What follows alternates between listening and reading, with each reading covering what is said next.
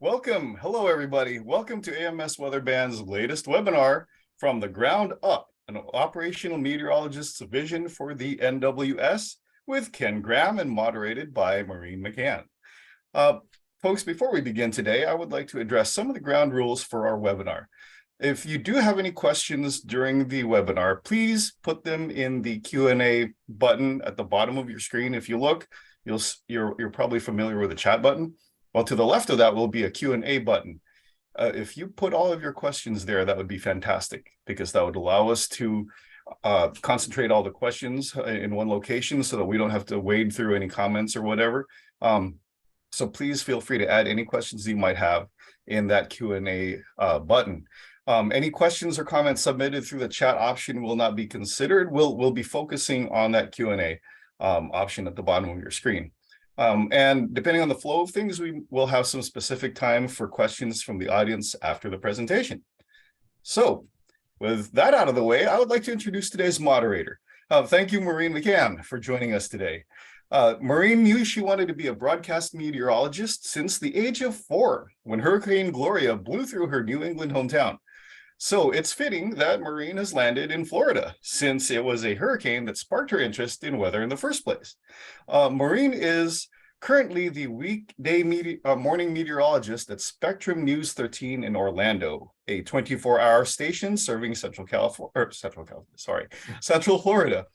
Her TV career has taken her around the country to experience a wide range of weather patterns, including in Bangor, Maine, followed by stations in Syracuse, New York, Austin, Texas, and Denver, Colorado. A fellow of the American Meteorological Society, Maureen holds both the Certified Broadcast Meteorologist and Certified Consulting Meteorologist designations, in addition to the National Weather Association's seal of approval, and she is a past member and chair of the AMS Board on Broadcast Meteorology and served as AMS Commissioner on Professional Affairs from 2016 to 2022. Maureen is a certified instructor of the National Disaster Preparedness Training Center, teaching courses online and around the country focused on weather hazards, preparedness, and safety. Maureen graduated from Cornell University with a BS in Atmospheric Science and has earned a Master's in Emergency and Crisis Management from the University of Central Florida, with concentration on geographic information systems. So now, with that, Maureen, I give you the floor. Thank you so much. Thank you for the warm welcome. It's so good to be here, especially knowing that we were all supposed to be here for this webinar in September, but myself, Ken, a lot of you on this webinar, we were a little bit busy because that was when Hurricane Ian was approaching, if not already impacting you. So it's great to have so many of you logged in to be part of this today. We want this to be kind of a casual dialogue, getting to know Ken, getting to know his new role as director of the National Weather Service. And we want this to be an opportunity for you to ask some questions and interact with us as well. So please use that Q&A feature. We'll be looking at those questions, and we have a few to get things going to begin this dialogue and learn about how Ken got his way to the role that he's in now, essentially from the ground up, as the title of the webinar explains. So a little bit of the background information on Ken. He is the director of the National Weather Service, and he's served as the NWS Director since June. In fact, today, I believe, marks exactly 6 months on the job. So happy 6-month anniversary. As the NWS Director, Mr. Graham is responsible for the overall leadership of the NWS and ensuring the day-to-day civilian weather operations for the United States, its territories, adjacent waters, and ocean areas.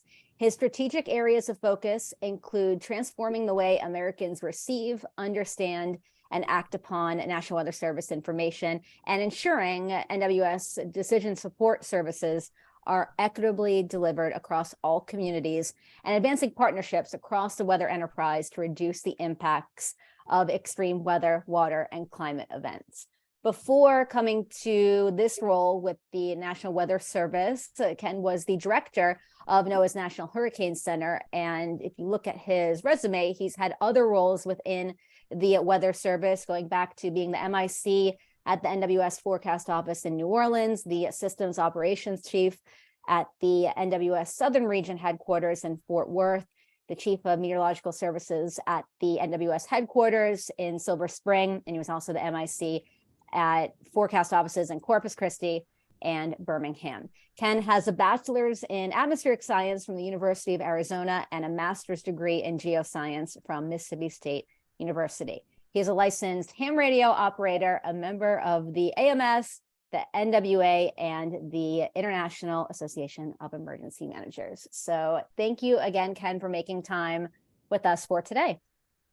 Maureen, so great to see you. So appreciate it. Sorry for the delay after Ian. That got pretty busy, but I'm so glad we can do this today. I know, and the weather is a little bit quieter all around, although still some activity in the tropics. I left work this morning and it was still at that 50% chance. So still don't have a name out there. And no, and it's like one of these stats is like this, something like this hasn't happened. What did I hear? Like 50 years. I mean, it's always we're always like having these stats, we're breaking records and that sort of thing these days. So here we go again type of thing, right? Right. The season just won't end. So I also meant to mention with your bio that you also started your career in broadcast. Your first job was in TV. Where was that? I was actually at WCBI TV in Columbus, Mississippi. So going to graduate school, threw my name in the hat to be able to do television weather. So started doing the noon show, the midday show. And then it was interesting. So I actually got to cover for the chief meteorologist. So I started covering some of the 6 o'clock and 10s and weekends. And what an experience. I mean, it really was, because it was, you think about undergrad degree, everything, there was so many equations, right? Like massive equation, hypsometric, everything was dynamics, everything was in my head. And then I got there, I'm like, I gotta translate all that. And it was such a wake up call, because it's like, I gotta take all that science, translate that into something that people truly understand and can make a decision out of. And it shaped me. It really did. The 2 years that I did that, it really shaped me into thinking about that with everything that we do. That's great. I was going to say, the TV hours didn't interest you, but it's, it's still 24/7 in the weather service too. So. Yeah, Maureen, it was interesting because it was a tornado event that changed me. It was, if people that know me out there know that I poke fun of myself. I tell every story. I really do, because it's fun to look back at all of this. And it was a tornado outbreak that really changed everything for me. It was, I really was fighting for the airtime, and it was a phone call that came in and talked about, it was somebody that basically said, what do I do? I'm in a mobile home. We're under a warning. I'm watching you live. I don't know what to do. And I said, well, you got to, get out. I mean, it's a dangerous place to be. You get out. And the person hours later called back and says, our home is gone, but the person, he says, I'm alive. And I said, so is my family, my kids, my dog, everybody's alive. And they did get into a ditch. And it just, man, something like that just hits you right upside the head, that, the things that we say, both broadcasters, the private sector throughout the weather enterprise, the weather service, what we do makes a difference. It saves lives, right?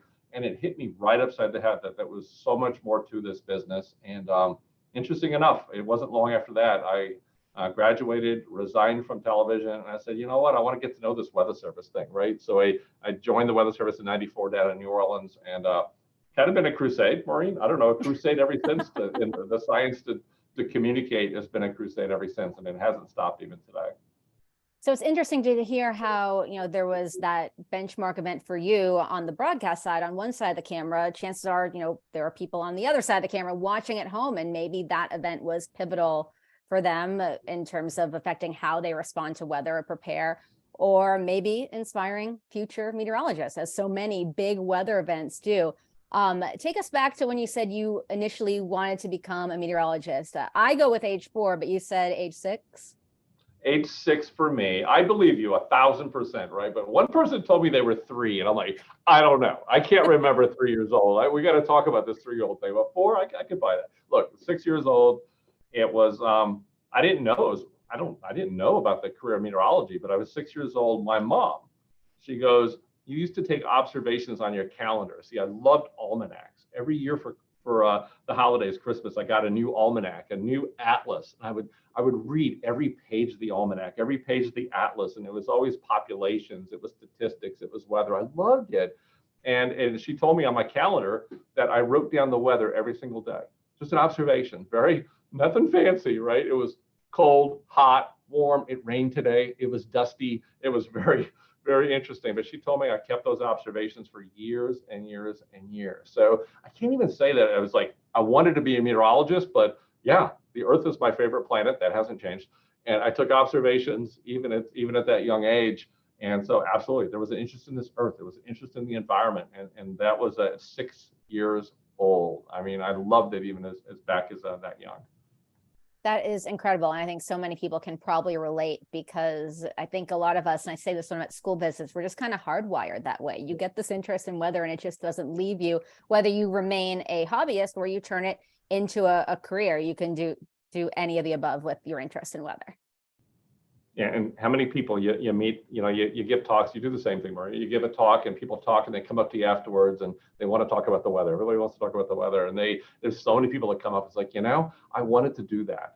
And you know what my response is every time? It's not too late. Come on, we need you. There's lots of activity. And I always say it's never too late. But so many people, it's like, if they want to talk about the weather and what to make it a career has been amazing. Look, they have something you love, right? Think about wanting to go to work every single day. Think about, you really look back and think about the entire agency. This has been the most humbling and borderline emotional job I've ever had in my career. 28 years in the Weather Service and 30 some years doing weather type stuff. This job is just so incredibly humbling to see the lives saved, all of us, right? The communication, the whole entire weather enterprise, the lives that we save, the way we communicate. It's an incredibly humbling and honor to even be in this position. So I didn't mean to go that direction, but I reflect a lot in this job. The older I get, the more I reflect. So that's something I think about a lot. No, that's completely understandable.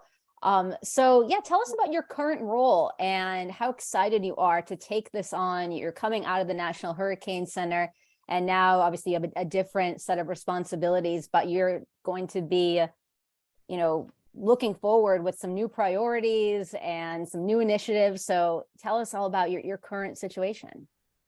It goes back to what I talked about, even at the television, that epiphany sitting there on that day with the tornado outbreak. That passion has never changed. And as a graduate student, it was doing surveys about how people get information. You look at, from weather radio to television to radio, it's always so interested in how people receive that message and the actions that they take. So it's been interesting to, as an intern in '94, getting into the Weather Service and going from intern to director is a whole separate subject. That I have a shirt that says director to remind myself I got the job, but that's a whole separate conversation, right? So, it's one of these things that, that passion has never changed, right? As an intern, I was like, if I ever get a chance, I would do it this way. We need to communicate this way, and we didn't even talk social and behavioral science back then like we do now, and that risk perception and making that decision. And then becoming a journey forecaster and thinking, man, I want to do it this way, right? You want to do it this way. And then becoming a meteorologist in charge, the same thing. It's like, if I'm ever, in this position, I would do this. So every step of the way, it was always about taking that science, converting that to impacts, to a message that saves lives. It's been a passion my entire career. And I saw that in 10 years in New Orleans, where we tried new things. We tried, deploying in a hurricane. We tried really being face-to-face with those emergency managers and those decision makers. And you look back at all those events, even from Deepwater Horizon, you look at tornado events, hurricanes, the same comes true every single one of them. It's helping to make those tough decisions, very tough decisions, to evacuate a hospital, to evacuate a city. These are very difficult decisions that we all have a responsibility in putting that together and what's going to happen to help make those decisions. And then, by the way, I don't think I've ever done any one of my jobs for the next job. I always tried to take that job. It's funny. It's not like I'm going for that promotion. I never in my life or my career was like, I'm going for that next promotion. Never. But you do your job. You do it with passion. You make a difference, and you hold yourself accountable to deliver and do things and make it better. Right. My grandpa said this, by the way. He says the only thing he ever regretted were the chances he didn't take. So you take a chance, you try to drive moving forward. And so we did that as an MIC, but I think the Hurricane Center director was an incredible 4 years. By the way, a busy 4 years, right? You think about 2018, 19, 20, 21, ran out of names in half the years I was at the Hurricane Center. Yeah. I mean, it was busy, right? And so you look at that and got exposed to the international community as well, and the naming, right? If anybody wants to ask questions about naming hurricanes, did that for 4 years. Just having those experiences. And Maureen, every single time it was like I would do whatever it takes to try to make things better. And then given this opportunity, it goes from hurricanes to you name it, space, tsunami, tornadoes, flooding. You think about all the different things that the Weather Service does. What a crazy opportunity. And the same thing drives here. And I could talk about some of the goals that I have, and it really is, and everything that I say as we go forward, really you can look back at the past and see how that shapes a lot of that. But I really want to make the Weather Service more nimble, flexible, mobile, eye to eye with the decision makers. Maureen, they need our help more than ever. There's so much information coming at them from every different direction, and it's really tough to make those decisions. So we're really looking at being able to cut the cord and having the same tools that we would have in the office externally on the front lines with emergency management, having some of those tools there. That's exciting. I mean, we are really trying to figure out how to be able to do that. And for that, that's exciting, right? That's exciting to be able to be there with those decision makers. So we're going to be cutting the cord on a lot of the stuff that we do. Some of the vision is we're going to look at our website and really over the next couple of years try to redesign it, make it more nimble, make it more mobile, make it more flexible. I mean, all of that is what we're looking at. So anyway, I could go on and on. The vision is to really be out there more with those decision makers. And I had 3 pillars, by the way, when I got the job, and it hasn't changed. The 3 priorities I have are people, our infrastructure, and our future. You got it. Remember the passion we talked about. 4 years old, 6 years old. We're a whole agency full of that. It's amazing. And so if I could take care of the people in the Weather Service, they'll take care of the mission just fine. And I got to build them an architecture of the cloud that works in the heat of the battle, and then really look at our future. If I could pull this off, it will be an indispensable Weather Service for a century to come, if you know what I mean. It's awesome. So what's an average day to you like? You have all these different responsibilities, all these priorities, all these goals, tasks. It must be hard to keep them all straight. So what is an average day like for you in this role? I know it's only been 6 months, and you probably have a lot to, get under your belt to get, comfortable in the role. But, how has it been so far in these 6 months, and what's, your day-to-day work like? It's been amazing. And I think a couple of comments associated with that. I traveled a lot. So I think at the gate, the first 6 months, it was important to me to really get that vision out there, right? That whole nimble, flexible, mobile Weather Service, eye to eye. We got teams built to look at our operations model. We got teams built to really look at this future. It's exciting. So a typical day, I mean, by the way, the calendar is just off to the side if people are wondering. The calendar is full. There's a lot of stuff on the calendar, but this is interesting. I'm going to answer it this way. You ready for this? I am so incredibly fortunate to have, I didn't even realize how much I needed the help. I got this team that is amazing. They are absolutely amazing. Creasia, she's on the call. She's right outside the door. And there's more. Katie, there's a whole group of people that are absolutely just amazing trying to help me out. I can't say enough about them. I mean, they really helped me really, I don't want to use the word survive, but it's like they really helped me put everything together, which is amazing. So there's meetings, there's decisions. We're talking about our people. So we got teams built. Let's talk about the outcomes there. I have never been somebody that's all talk. I've always been somebody that says, let's narrow down the priorities to something that we can handle and actually deliver on those priorities, right? Intentions minus actions doesn't equal a whole lot. So we're really trying to put some real emphasis on delivering in these things. But yeah, lots of meeting with people. And I'll tell you, today was amazing. We had our holiday party and we went floor to floor delivering cookies. It was absolutely amazing. And just thanking everybody for what they do. So I think the biggest thing for me, point the vision, right? Attend the meetings, make some decisions, and then get out of people's way. I mean, when you work with so many passionate people that are so amazing, I really want to just point that future. I know the what, but I need a whole lot of help with the how. And we got a lot of good folks to put that together. That's excellent. Thank you so much, Ken, for that insight. You talked about the technology, the infrastructure. I think a lot of people on the call are very familiar with your products and using them. And many people rely on NWS chat on a day-to-day basis. And I think many of the participants would like to know maybe your perspective on NWS chat, the status now, the future, the rumors about Slack, because there have been situations where, the chat feature, which I rely on very heavily. We have a great network in where I am in Central Florida with our local forecast offices. It's been known to go down during big weather events and not be reliable, but it sounds like you have a handle on that and there's a vision going forward. Rumors about Slack, tell us more.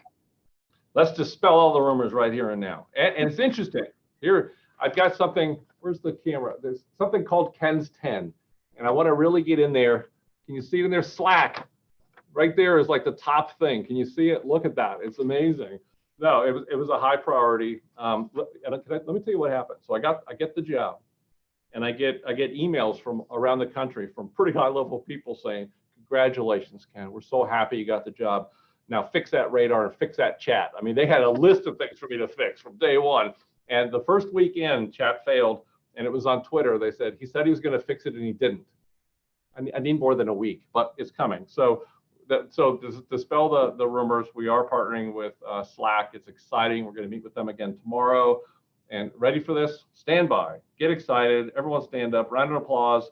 We're going to make it happen. It's going to happen quickly. I recognize it because, you know, I use it, right? I come from the field. We use it, and I've experienced it being down on my end. And when the partners don't have chat as upset as you are, so are the Weather Service folks too, right? Because if it's down, we don't have it either. So Slack will be rolled out. We're testing it as we speak. It'll be rolled out in the Pacific region in March or before. And you ready? We're going to have it rolled out nationwide August 23 or before. It's coming, brand new. And it's on my phone. I play with it on my phone. It's got video capability. It's got more capability than we've ever had. There's these chat rooms. You could go off to the side. You could share products. There's all sorts of things. You could collaborate on it. So I am super excited about it. It's so much better than the capability we had before, but the countdown clock is on. It's coming. So get ready. It's going to be a little bit of training here and there, but we're going to have some new capabilities. I can't wait to get out of the way and see what y'all do with it. I think people are going to be pretty clever in what we do. I think I could see collaborations with the different media stations, right? Can you imagine the heat of the battle having a little collaboration type thing? It's going to be fun to see what people do with it. It's coming. I think everyone is very excited about that, myself included. So that's great. That's awesome that you guys have a meeting as soon as tomorrow about it. So that is definitely good news and exciting. We got a couple questions coming in on the Q&A. I'm going to get to those in a second, but you mentioned something about you coming out of the field. Ken, to my understanding and talking offline before the webinar, you're the 17th director of the National Weather Service and the first operational director coming from the field, having worked your way up through all these different roles. So that's really encouraging to people who are within the Weather Service, knowing that there's room for growth, there's room to take on new roles. What advice do you have maybe for incoming or aspiring Weather Service forecasters, those who are early in their career? What advice do you have with them for then and to move on or evolve within the Weather Service? The biggest advice I have is interesting. Look, I go through life like this. If I could do it, anybody can. I know this sounds really weird. I mean it. I mean, it's not like I ever aspired for the next position. So to go from intern to this is, I'm not kidding when this is the most humbling, emotional job I've ever had in my entire career. And a lot of it is, how did that happen, right? I have an opportunity to really shape the future. We're doing a strategic plan as we speak, and I'm off to the side tweaking a few things here and there, so to speak. And we're going to have a new strategic plan. It's going to point to Ken's 10. It's going to point to the pillars. It's going to point to this nimble, flexible, mobile, eye to eye with our decision makers type of weather service. And I have a chance to do that, right? And so that part's amazing. So the advice I have to everybody is simple. If I could do it, you can. It's so rewarding to know every single day you go to work and everything you do leads towards think about saving lives, protecting property, and enhancing the economy. It's a great feeling. And we're going to celebrate more on the Weather Service. We're going to celebrate the great things that we do, and we're going to embrace these challenges going forward. So, and by the way, I have to say this, Maureen, because I've been talking to some universities. We have a foundations class where all the new employees go to the class, and I spend 3.5 hours with them talking about the future and jobs and welcoming them to the National Weather Service. We have a group that does that. And it's very clear, the next generation. So if you're the next generation, if you're watching this from a university or early career, I've heard you loud and clear. You want some flexibility. You want some flexibility in the job. And that's why that first pillar is our people. So we have teams built to, shift work's hard, right? I mean, I've worked a lot of shifts, and there's a time about 4:35 in the morning, you get cold, Back in the 90s, we had equipment that kept you warm because it was old and you could hug it and it kept you warm. You don't have that now. There's nothing to keep you warm. You got to figure out how to stay warm yourself. So, I mean, the shift work is hard. It's hard on families, right? It's hard on families. You miss a lot of stuff. So we're looking at those flexibilities. How can we be more flexible with our shifts? How can we look at job sharing? We're actually doing this stuff. How do we share best practices in shift work? How do we take care of each other, right? How do we become more diverse? How do we become more equitable in our service? And how do we look different in the weather service? We're not just talk, we're building teams. We have teams working on those things, and we have results as we speak, working with our union. The weather service is unionized. And that partnership, I want to celebrate. I think that partnership's never been better than I've seen it as today. I think we're all poised to go forward. So we're going to build those flexibilities for everybody. I'm going to build the equipment to make the job exciting now and exciting into the future. And look, we're looking at the next radar. We're looking at the next equipment. We're looking at being able to do your job from anywhere, an EOC, on the front lines, a van down by the river, whatever it is, and maybe even at home. What a concept. So Wow. my advice is stick with us. We're going to build something well. And the other advice I have is I need your help. So I am recruiting heavy. We need you in the weather service, and we're going to be recruiting, and we're going to have an environment that retains. So you can tell the passion. I'm about to leap through the screen. So thank you for all these stuff. No, that is great. And I think that can translate to, other areas within the weather enterprise, the shift work, how hard it is on people, how hard it is on families, the lack of sleep. We all experience that because weather is 24/7, 365. Thank you for that. No, that's good insight. It's the evening shift, Maureen. Right? It's the evening shift. It's not even the midnight shift. It's that evening shift. And it's something that I really want to talk about because it's in the evenings, right? That's when the family dinner, right? That's when people have young ones at home, and the band, and my daughters play softball, and they're amazing. And you don't want to miss that stuff. So how do we build some flexibilities that we can have some good work-life balance and also perform the mission well? So I think it's enterprise-wide. You're right. Yeah, it's so important.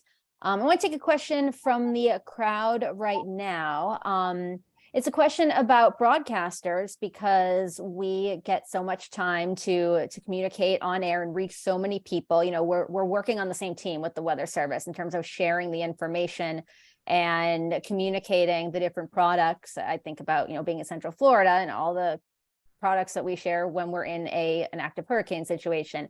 The question asks, how can we work more with the broadcast media to spend time in educating the public on the meaning and the usage of the tools from the National Hurricane Center? I know I'm very fortunate. I work at a station where we do weather every 10 minutes. We're not bound by affiliate programming. So we have the flexibility to take time to explain things, to explain the cone of uncertainty, to explain the spaghetti model plots, to not get hung up on the center line of the cone.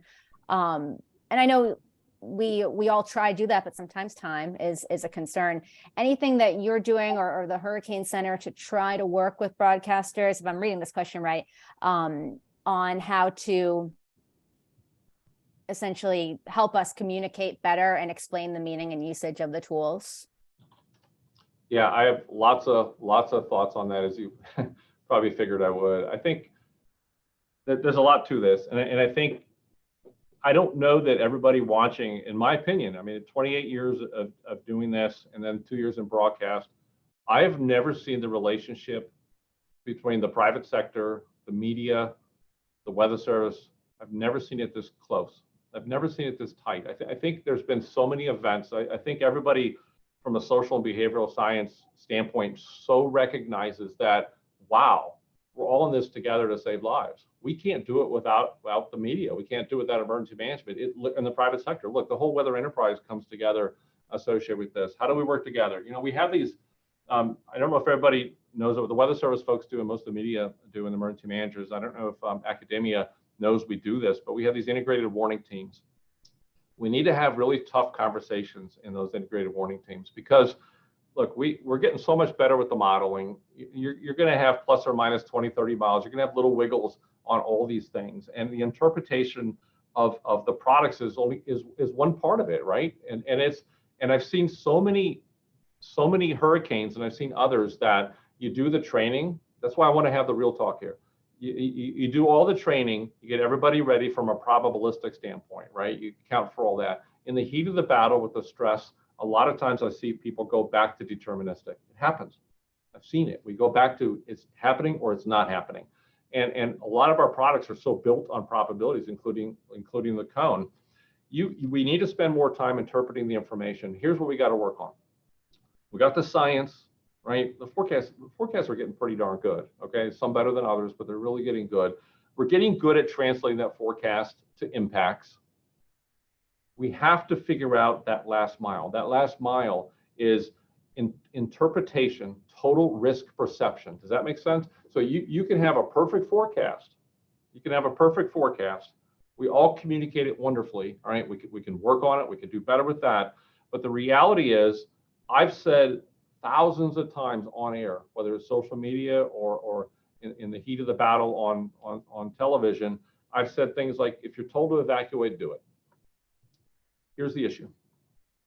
There's so many people that, for these reasons, I've got a whole list of quotes somewhere. I can find them if you want any of them. There's, I didn't understand it. I don't speak that language. I can't afford it. My health isn't good enough. My kids are in Fort Myers, and their good friend rode out the hurricane because her dad's in his 80s and couldn't travel. So they all rode it out despite the water outside their door, right? The health issues, the economic issues. And it didn't happen last time, so why is it going to happen this time? I don't believe you, right? I have a whole list of quotes over the years that go into this. I'm not leaving. I have this, and I see 5 solutions, and I'm going to pick this one because it doesn't come here. Those are all the things that happen. It's amazing what happens. So we have to figure out from a behavior and social science standpoint how we communicate risk, right? And it's interesting. That is individually based and not easy. It's based on previous experience. It's incredibly complicated. But I want to have this conversation across the entire weather enterprise, because I think that right there, if we could complete that, we can save a lot of lives. And Maureen, we know who's at risk. The data is there. If you look at Ian, the number, it's I got to go back and look at it. It's like 70% of the fatalities were people over 60 years old. Every one of these, you can identify groups that are most vulnerable. So when we talk about equitability of service, we've got to change the way we do outreach. We got to change the way that we get information that those that need it the most. Does that make sense? So to answer the question, we got to have these tough conversations.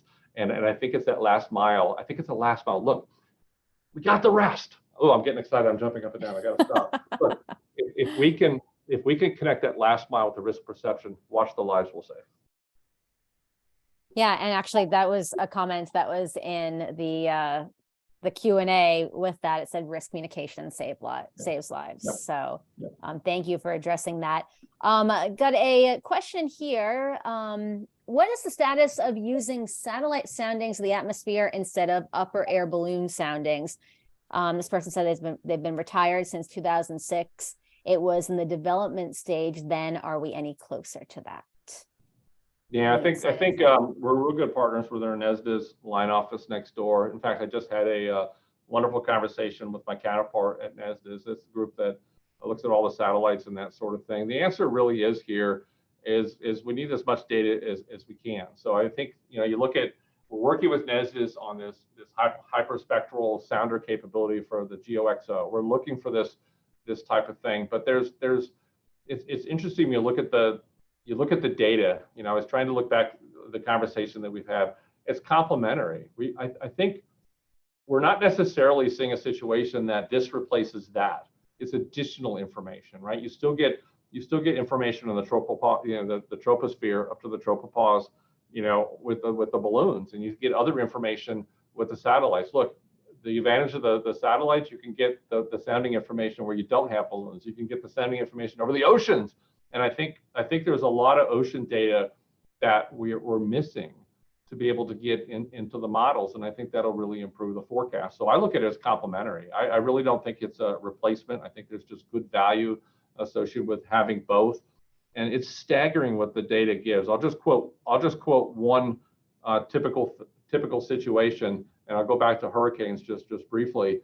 Is the information for the hurricane hunters when you get the the drop zone information. You get the actual radar information from the actual planes. Listen to this, is staggering. The actual forecast, we've done denial studies. In other words, you pull data out, rerun the model, put the data in, rerun the model, and see the difference.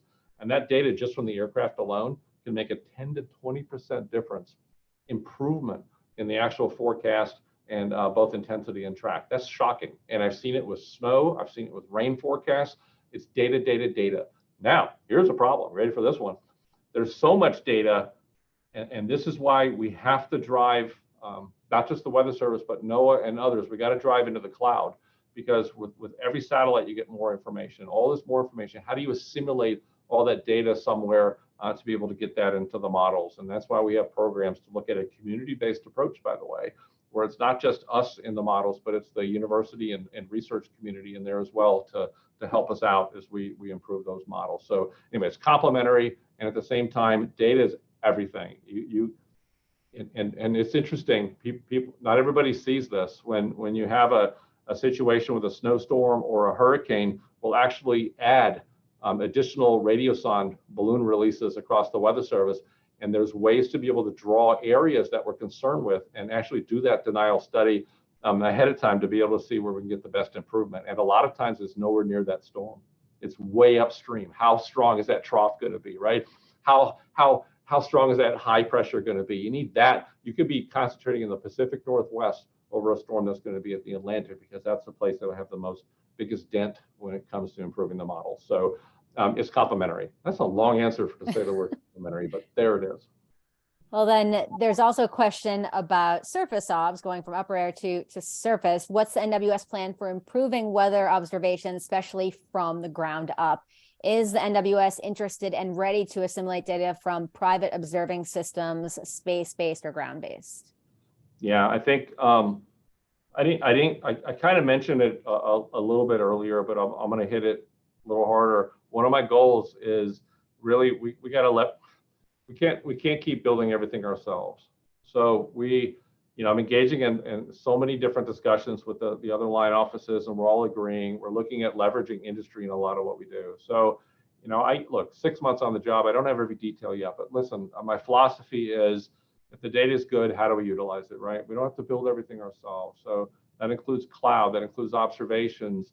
We're looking at the next radar. What's going to replace the 88D? What's next? So we're actually building an office, and we're partnering with OAR here in NOAA, and we're going to be building a test article and start looking at the next radar, phased array. And there's a lot of science that has to be resolved there, right? How do you get dual pole out of phased array, right? We don't want to lose that between the panels. So the answer there is absolutely open to leveraging industry. What that looks like, haven't put it together yet. But when you look at some of this equipment, you look at radar, you look at observations, I think we need to think of it differently. I think there's a way to leverage each other as we go forward. And by the way, we're already doing it. Slack's an example, right? We didn't build it ourselves. Yeah. Leveraged industry. The next weather.gov, by the way, Maureen, we're not going to build it ourselves. All right, we're going to build it in the cloud. We're going to make it lighter. We're going to make it where you can, look, we're not going to, there's 30,000 apps. There's 30,000 weather apps. That's all you need is another one. Let's build a website that could be utilized by industry and utilized by us to be able to light and mobile and get that to people. So we are talking about the cloud, and all those conversations is leveraging industry. So stand by. First 6 months, don't have it all built yet. But the philosophy is going together instead of going alone. And that is a question that came in on the Q&A asking about immediate plans to improve the NWS website. I think everyone kind of has an interest in knowing the future of this, or maybe if you have anything more to share, any further integration with NOAA and or greater simplicity in getting to the complex information. And this person said, thrilled to see you in the director's chair. Right back at you. It's awesome. Thank you. It's humbling. It's amazing. I tell you, I do have a shirt that says director, because I got to look in the mirror going, oh yeah, it's me. So listen, we were one of the first websites back in the 90s. In fact, we had resistance. We didn't even call the internet an official means of dissemination till quite a ways into the internet. In fact, I was told in the 90s I need to slow down on this internet thing. It's probably a fad. So you get the picture. So we had an early website, and there's a lot of stuff there. So I've seen some of the stats. I've seen us actually voted as one of the best websites in government, and then I saw another survey that we were one of the worst.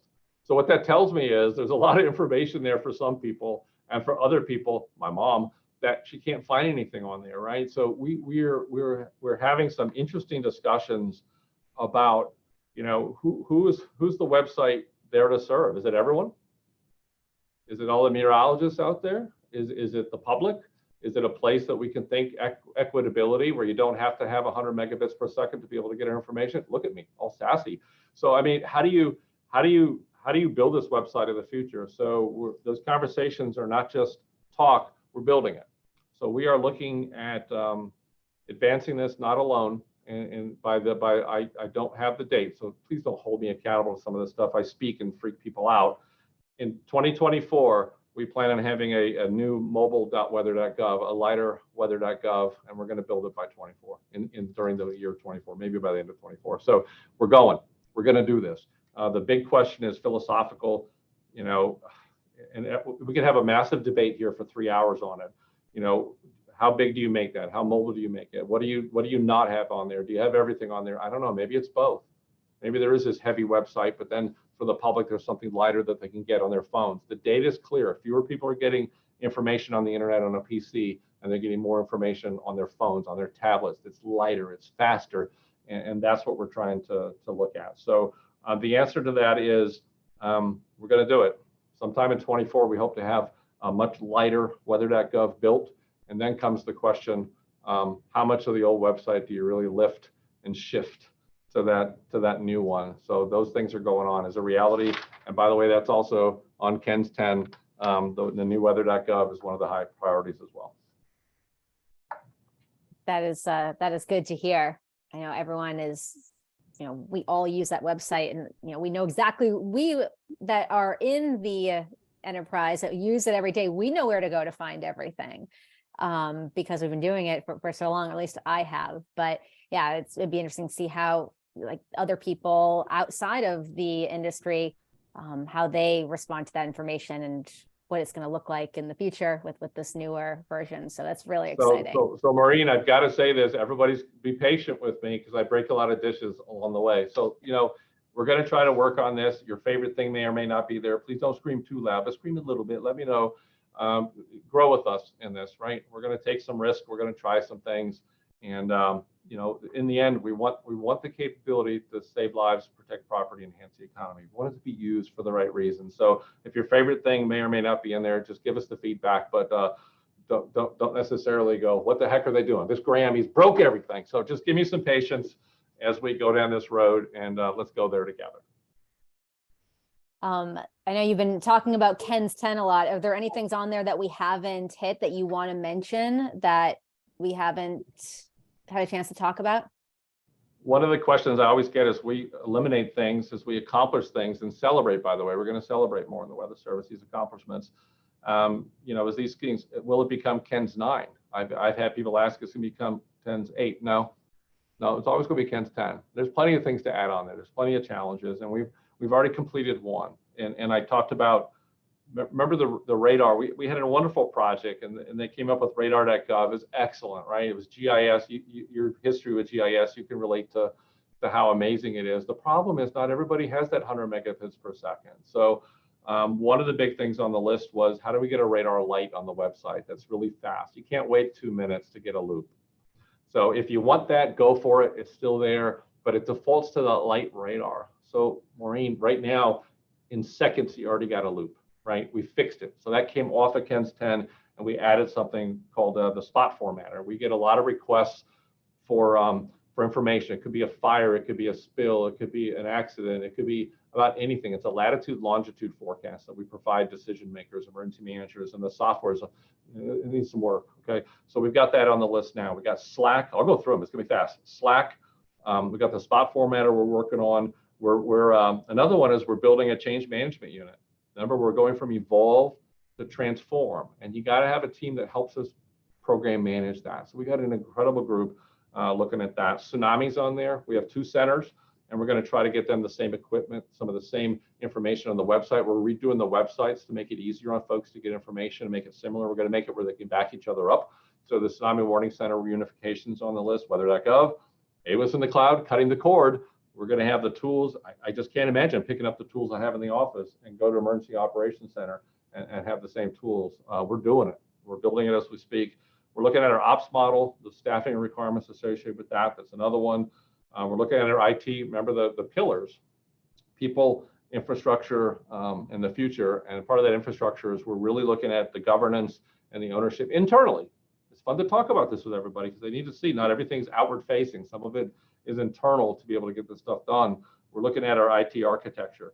We're looking at recruitment, DEIA. You know, I can't snap my fingers and make this agency more diverse. I'm very proud of my track record on diversity. We're going to really focus on that. We got a team that's going to look at recruitment, not just that, but an environment that's welcoming. So all the new folks out there, the prospects, I'm recruiting you, I'm looking at you. We're going to really try to recruit, get you in the agency and have an environment that retains. And that gets back to the flexibilities of doing things. Probabilistics on the list, Maureen. We got to move.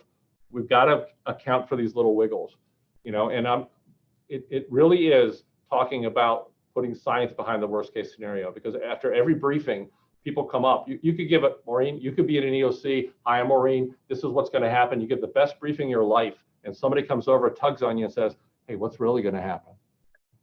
Okay, that happens. This is real. So how do you, they're searching for the worst case scenario. So how do we put science behind that worst case scenario and put polygons? We're better. Everything should be a polygon. We could get better with these services.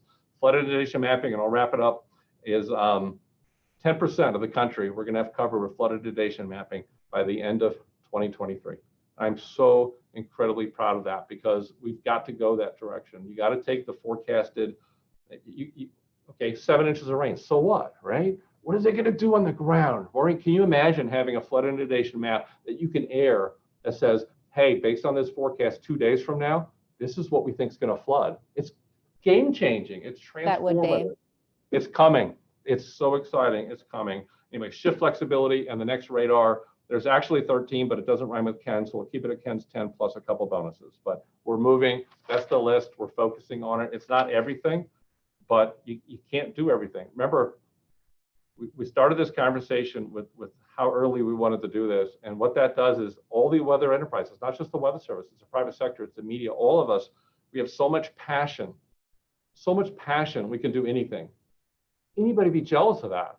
The problem is we try to do everything. So one of my big goals in this job is, where's my camera? To take everything that we're doing and focus that down to something that's really doable, that we can get done. We could build things quicker and get that done, and focusing on the mission critical things. That's the other thing that I'm trying to do. So that's Ken's 10, right? It's things that were already going on, but I got the flashlight on it. I'm watching it. There's briefings.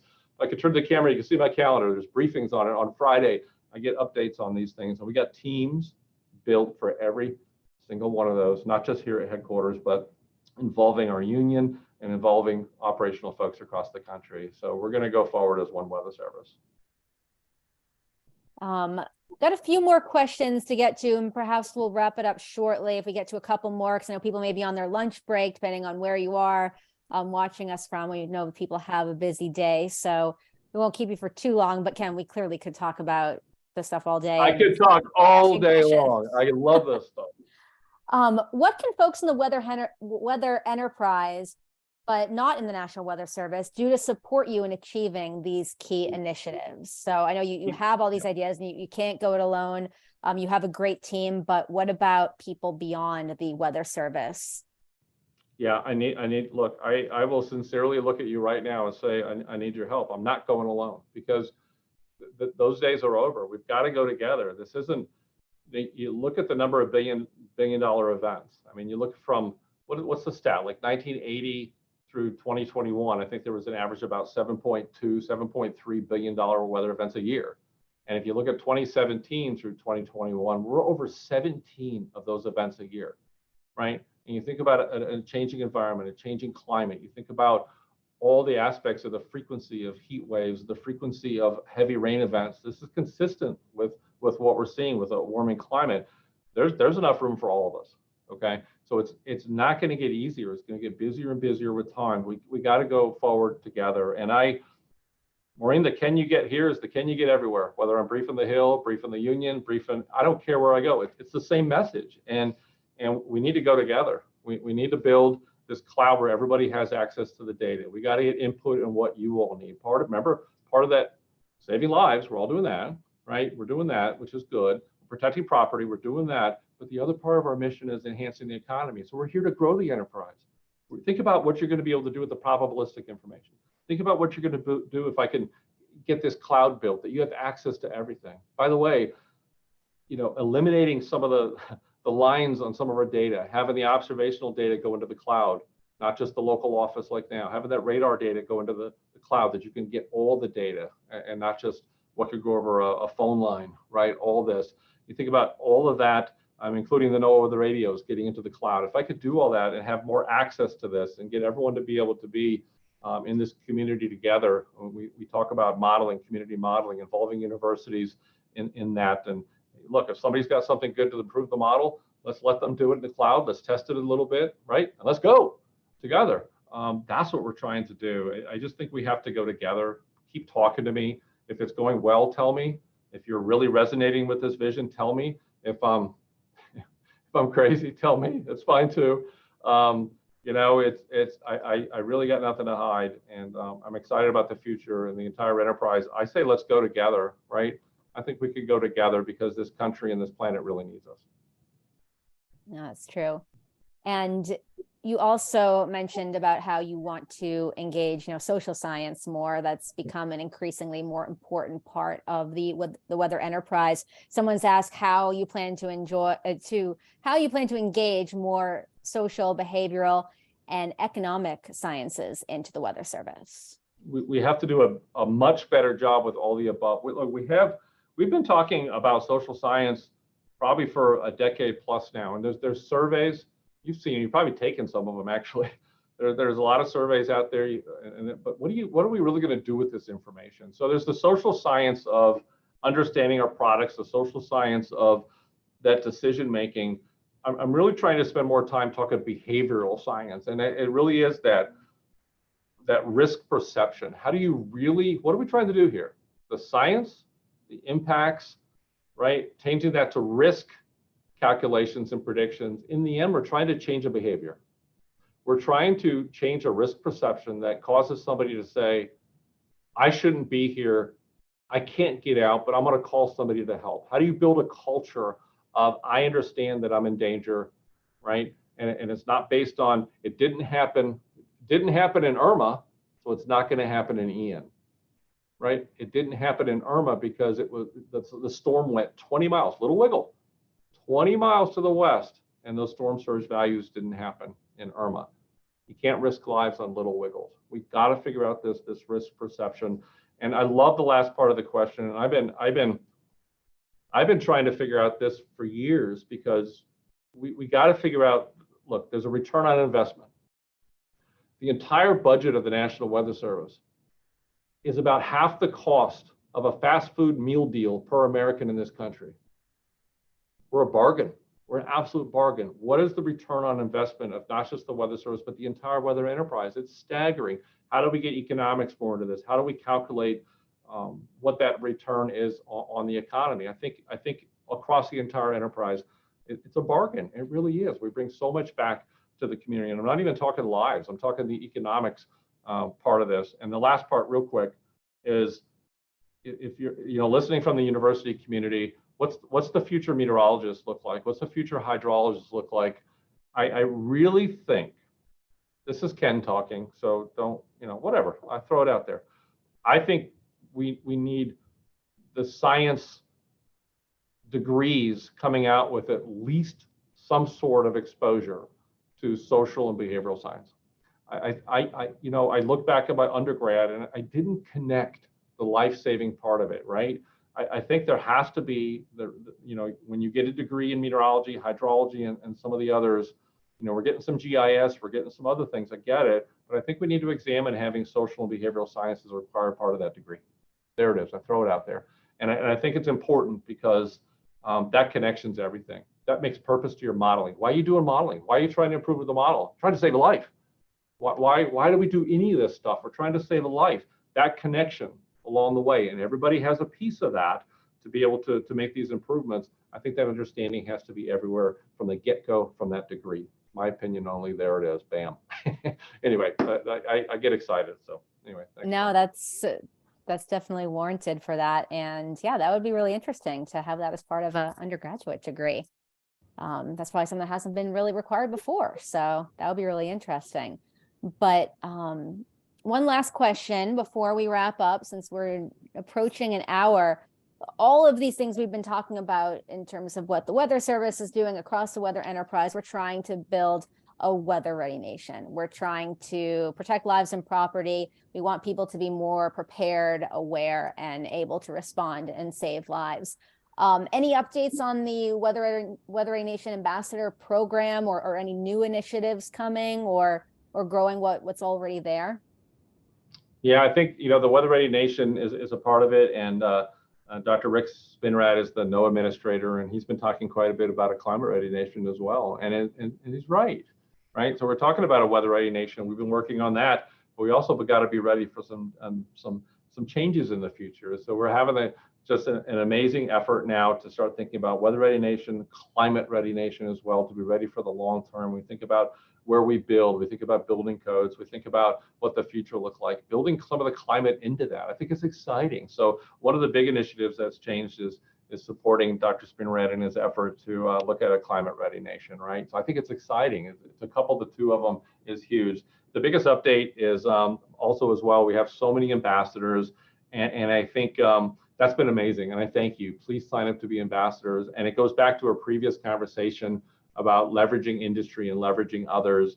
And we're having again, 6 months on the job, so bear with me here. How can the ambassadors contribute? Can they contribute to our cooperative program? Can they contribute to our observation network? What can we do with all that, right? When you really look at these partnerships, how do we take that to the next level? So the Weather Service folks, don't panic. I haven't talked a lot about this yet, but it's in my mind, and just welcome some ideas from everybody on that. But that is on my mind. How do we really leverage the ambassadors to a whole other level? We just did the wonderful Skywarn Day and celebrating Skywarn spotter myself, ham radio operator myself, and how do we look at ambassadors to have similar contributions on a daily basis to NOAA? That's exciting as well. So stay tuned, a lot more to come. I'm a ham as well, but I still need to do a little more training before I can get completely, fully functional with it. But I did take the exam because I really want to get better at it. That's great, Ken. You've mentioned throughout the session today, you want to hear from people, you want feedback. I know you're active on Twitter. Is there any way that people can get in touch with you, since we're not going to have time to get to all the questions? And there's been such great dialogue today. So how can people give you feedback or send you any suggestions or any of the above? I would cause panic all around me if I said just email me direct. You can do it. I try not to keep. I try to keep up so bad. Listen, I'm so connected in the Weather Service. Email your favorite Weather Service person. They'll get it to me. Trust me, they'll get it to me. Just we're all in this together as one Weather Service. Get it to us. I see Doug in the chat here, happy about the ambassador thing. I saw Doug in the hallway today, and I was like, I got plans for all this, but I haven't socialized it yet. It's coming. Don't be shy. Get the emails in. There's a webmaster. There's your local office. Get those suggestions in. You can even send it. Hey, can you get this to Ken? It's fine. We're actually opening up a suggestion box for Weather Service employees to get information to me directly. I want to hear from people. I'm not doing this alone. I'm really good at the what, Maureen, but I'm a recovering extrovert ENFP on the Myers-Briggs. I'm not really good with the how, so I need a lot of help with that how. So all the input is incredibly welcome. Excellent. Well, I think you'll probably be hearing from a lot of people who are also just as excited as you about the direction that the Weather Service is going and all that you've done within the 6 months that you've been there and all that's to come. So thank you so much for taking time today to meet with us here with the Weather Band and the AMS. And we look forward to more events like this in the future. Thanks, everyone. Have a great day.